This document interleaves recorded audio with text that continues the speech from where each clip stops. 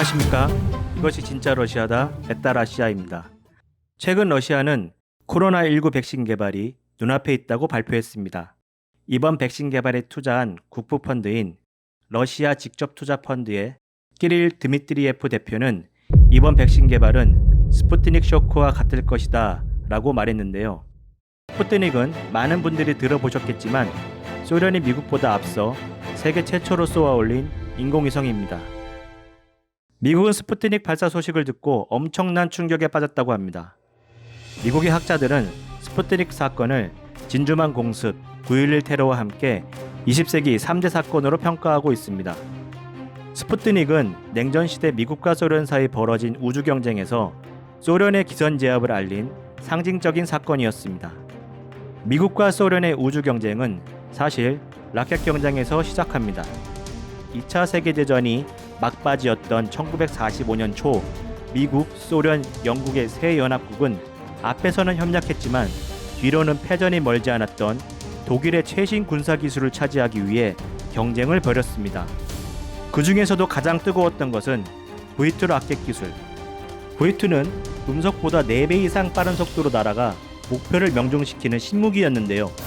V2가 320km를 날아 런던을 포격하는 것을 목격한 연합국들은 히틀러의 이 비밀 무기를 반드시 손에 넣어야겠다고 생각했습니다. 특히 미국은 자신들의 원자폭탄과 V2를 결합하면 세상에 없는 강력한 무기가 탄생할 것이라는 것을 알고 있었습니다. 미국은 V2를 개발한 독일의 폰 브라운 박사를 포섭하기 위해 비밀 작전을 펼쳤습니다. 폰 브라운은 우주 탐험을 꿈꾸었던 라켓 전문가로 V2 라켓 개발의 핵심 인물이었는데요. 미국은 결국 설계도면 등 V2 관련 핵심 자료와 함께 폰 브라운 박사를 포함한 독일의 라켓 기술자 100여 명을 미국으로 데리고 오는데 성공합니다. 소련은 폰 브라운 박사를 포섭하는 게 어려워지자 소련 내에서 독일의 기술을 캐낼 수 있는 전문가 팀을 꾸립니다. 그 책임자로 세르게이 코롤료프를 발탁하는데요.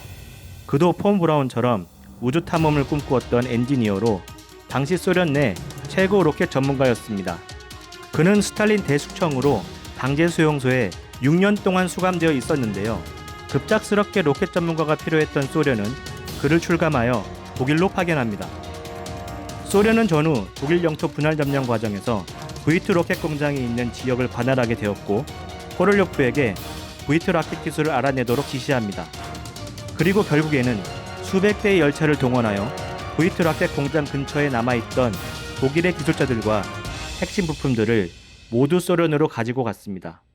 폰 브라운 박사가 미국에 있다는 것을 안 소련은 하루빨리 V2 로켓을 손에 넣어야 한다고 생각했고 코롤료프를 압박하였습니다.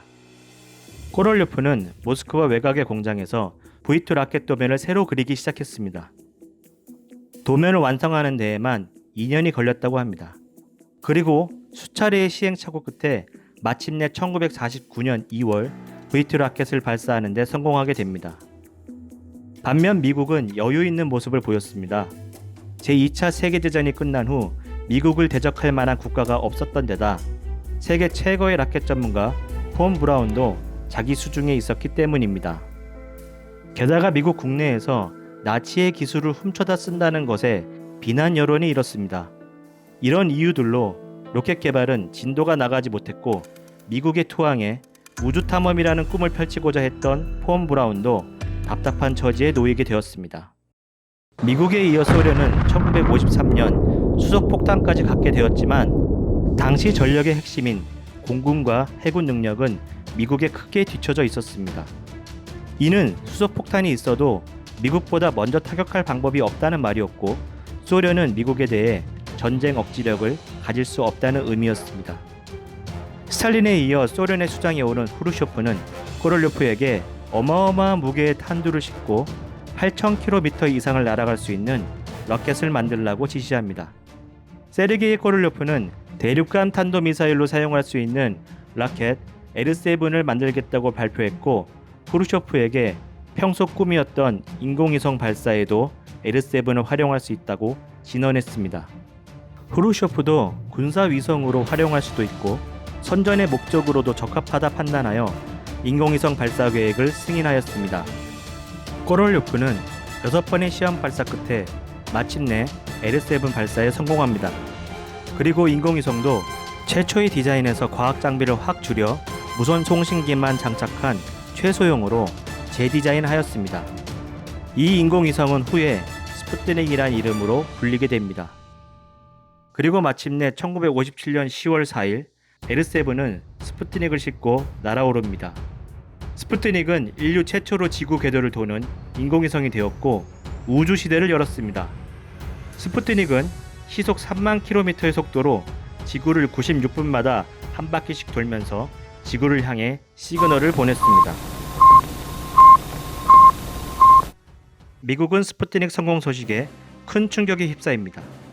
패권국 미국의 자존심에 큰 상처가 되었을 뿐만 아니라 군사위성은 아니었지만 하루에 15번씩 미국 하늘을 통과하고 있었기 때문에 그 충격은 더욱 컸습니다. 또한 소련이 언제든지 워싱턴 DC로 핵무기를 보낼 수 있는 능력을 가졌다는 사실에 크게 위협을 느꼈습니다.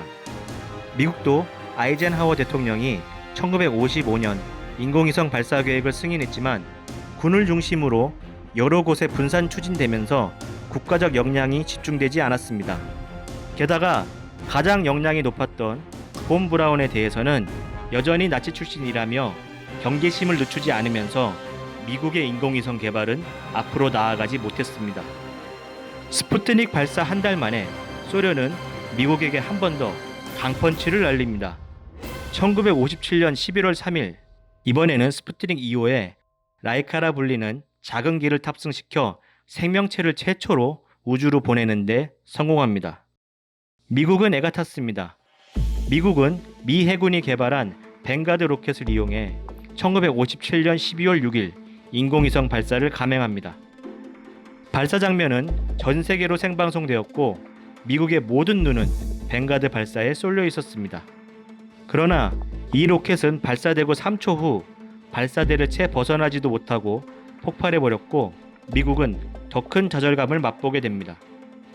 미 해군의 뱅가드 미사일 발사 실패로 간신히 기회를 잡은 폰 브라운은 익스플로러 1호로 명명된 인공위성을 실은 주노 1호를 발사하는 데 성공합니다.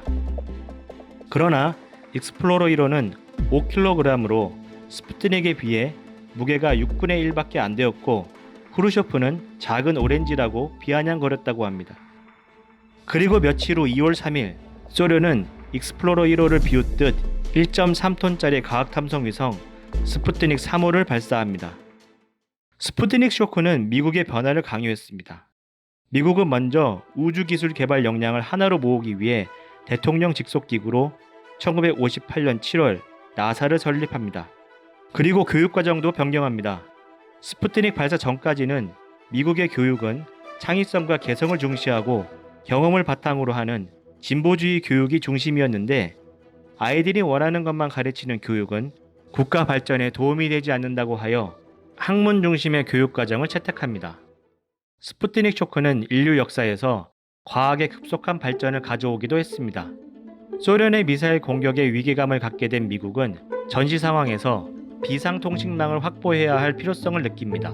이에 비상시 케이블이나 무선 데이터 통신망을 활용한 통신 수단을 개발하는데요. 이것이 최초의 인터넷인 알파넷이었습니다. 군 기관과 국가 주요 기관을 연결했던 알파넷은 후에 일반에게 공개되어 이것이 인터넷이 된 것이었습니다. GPS의 발명도 스푸트닉에서 시작되었습니다. 미국의 과학자들은 인공위성을 통해서 지구의 좌표계를 계산해내는 기술을 개발했는데 이것이 바로 글로벌 포지셔닝 시스템, 즉 GPS가 된 것입니다. 스푸트닉은 지금도 러시아 사람들의 가슴속에 자부심으로 살아있습니다. 2018년 러시아 월드컵 엠블렘에 있는 별을 품은 3개의 파란색 원은 스푸트닉을 상징한다고 합니다. 전 세계가 코로나 바이러스 백신 개발 경쟁에 뛰어든 지금 러시아가 다시 한번 스푸트닉 쇼크를 만들 수 있을지 궁금합니다. 아무도 믿고 있지 않지만 말입니다. 그럼 진짜 러시아를 알고 싶으시면 구독, 영상이 마음에 드셨다면 좋아요를 부탁드립니다. 이상 에따라시아였습니다.